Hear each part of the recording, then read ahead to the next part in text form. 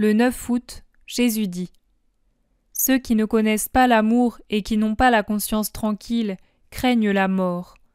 Et ils sont la majorité.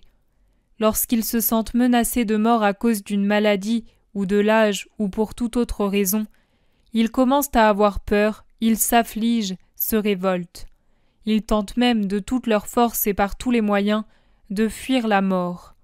Mais en vain, car quand vient l'heure marquée, aucune précaution ne sert à l'écarter. L'heure de la mort est toujours juste, car elle est établie par Dieu. Moi seul suis le maître de la vie et de la mort, et si certains moyens de mort qu'utilisent les hommes à l'instigation du démon ne sont pas les miens, les sentences de mort, imposées pour délivrer une âme d'un trop grand tourment ou pour l'empêcher de commettre des fautes plus grandes, sont toujours de moi. Maintenant écoute. Le don de la vie, d'une longue vie, pourquoi puis-je l'accorder ? Pour 2 raisons. La première est que la créature qui en jouit est un esprit illuminé qui a pour mission d'être un phare pour d'autres esprits encore enveloppés des ténèbres de la matérialité. Un grand nombre de mes saints sont parvenus à un grand âge précisément pour cette raison. Et moi seul sais avec quelle ardeur ils désiraient, au contraire, venir à moi. La deuxième est que je donne une longue vie pour fournir à une créature informe le moyen, tous les moyens de se former. Études, amitié, saintes rencontres, douleurs, joie, lecture, les punitions des guerres ou des maladies, je lui donne tout pour faire en sorte qu'elle grandisse dans mon âge qui n'est pas comme le vôtre. Je veux dire que grandir dans mon âge signifie grandir dans ma sagesse, et on peut être adulte dans mon âge tout en étant des enfants dans le vôtre, ou être puéril dans mon âge en ayant 100 ans dans le vôtre. Je ne regarde pas l'âge de votre chair qui meurt. Je regarde votre esprit, et je voudrais que vous deveniez des esprits qui savent marcher, parler, agir avec fermeté, et non des esprits balbutiants et chancelants, impuissants comme des tout-petits. Cela explique pourquoi je dis mon assez très vite dans le cas de créatures que je trouve adultes dans la foi, la charité, la vie. Un père désire toujours retrouver ses enfants, et avec quelle joie, une fois qu'ils ont terminé les études et le service militaire, ne les serre-t-il pas sur son cœur ? Le bon père que vous avez aux cieux, agirait-il autrement ? Non.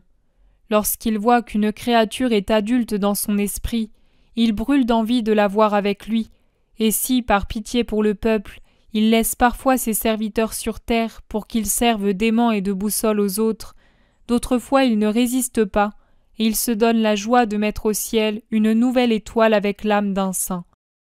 Ce sont 2 attractions et 2 aspirations provenant d'un agent unique, l'amour. L'âme attire à elle son Dieu, ici où tu es, et Dieu descend trouver ses délices auprès de la créature aimante qui vit de lui. L'âme aspire à s'élever pour être à jamais et sans voile avec son Dieu. Du centre de son ardeur, Dieu attire à lui l'âme tout comme le soleil attire la goutte de rosée et aspire à l'avoir près de lui, pierre précieuse enfermée dans son triple feu qui donne la béatitude. Les bras levés de l'âme rencontrent les bras tendus de Dieu, Maria. Et quand ils se touchent, s'effleurent rapidement, c'est l'extase sur terre. Quand ils s'étreignent de façon durable, c'est la béatitude sans fin du ciel, de mon ciel que j'ai créé pour vous, mes bien-aimés, et qui m'apportera une surabondance de joie lorsqu'il sera rempli de tous mes enfants chéris. Quelle éternelle journée de joie incommensurable que la nôtre, pour nous qui nous aimons, nous, Dieu un et trin, et vous les enfants de Dieu. Mais ceux qui par malheur n'ont pas compris mon amour, ne m'ont pas donné leur amour, n'ont pas compris qu'un seul savoir est utile, celui de l'amour, pour cela la mort est à craindre. Ils ont peur, encore plus peur s'ils sentent qu'ils n'ont pas très bien agi ou agi absolument mal. La bouche mensongère de l'être humain, il est rare que sa bouche dise la vérité si belle et bénie, la vérité que moi, fils de Dieu et parole du Père, vous ai enseigné à toujours dire. La bouche mensongère de l'être humain dit pour tromper et se réconforter lui-même et pour tromper les autres, j'ai bien agi et j'agis bien. Mais la conscience, comme un miroir à 2 faces entre votre moi et l'œil de Dieu, accuse l'humain de ne pas avoir agi et de ne pas agir du tout comme il le proclame. Donc, une grande peur les hante, la peur du jugement de celui à qui les pensées, les actes, les affections de chacun ne restent pas cachés.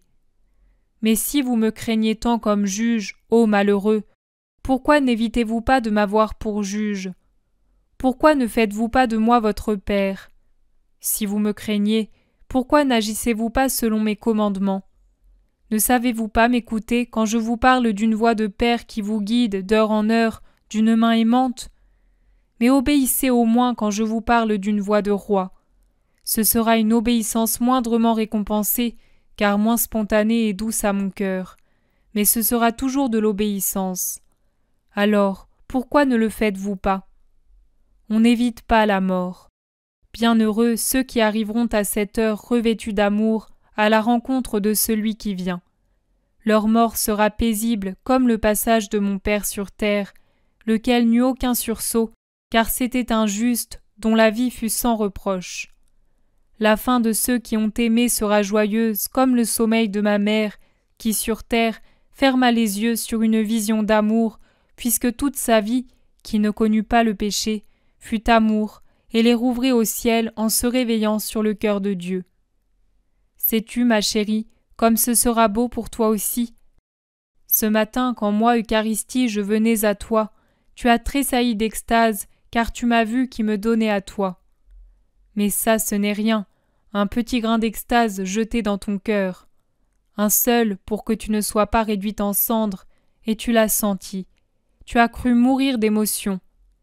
Mais quand le moment viendra, je verserai en toi un torrent de joie, car il ne sera plus nécessaire de préserver ta vie humaine, et nous partirons ensemble. Courage, encore un peu de souffrance par amour pour ton Jésus, et puis ton Jésus abolira ta douleur pour se donner lui-même à toi complètement, lui-même, joie sans mesure. En effet, ce matin j'ai eu une impression si vive que j'ai failli crier, parce que l'on crie non seulement d'effroi ou de douleur, mais aussi pour une trop grande joie. J'ai cru que mon cœur allait céder dans la joie et que j'allais mourir comme cela, l'hostie encore sur ma langue.